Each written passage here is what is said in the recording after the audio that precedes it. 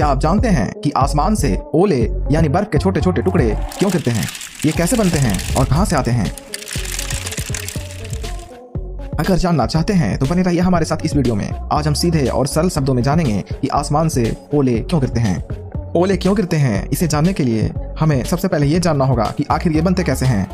तो चलिए पहले वो जान लेते हैं कि आखिर ये बनते कैसे हैं। तो फ्रेंड्स, आपको तो पता ही होगा कि दुनिया में कितने सारे तालाब हैं और कितने सारे समंदर हैं, और आपको ये भी पता होगा कि पृथ्वी लगभग 71% पानी से ढकी हुई है। धरती का 3/4 भाग केवल और केवल पानी से ढका हुआ है।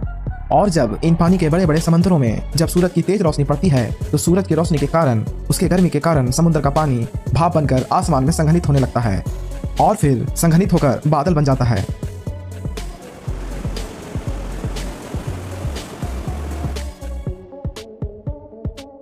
इन्हीं बादलों से झमाझम बारिश होती है।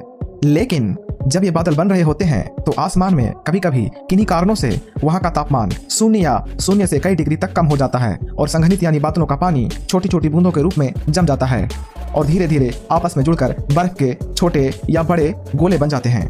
जब ये गोले काफी वजनी हो जाते हैं तो पृथ्वी के गुरुत्वाकर्षण बल के कारण नीचे गिरने लगते हैं। इनमें से कुछ गोले तो आसमान से ही आते आते पिघलकर पानी की बूंदों में बदल जाते हैं, लेकिन जो नहीं पिघल पाते हैं वो बर्फ के गोले छोटे रूप में धरती पर आ गिरते हैं और ये कभी कभी बड़े भी हो सकते हैं। इन्हें ही हम ओले कहते हैं।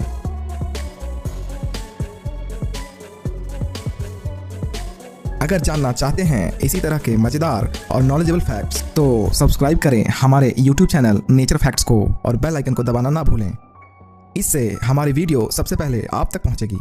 तब तक के लिए नमस्कार।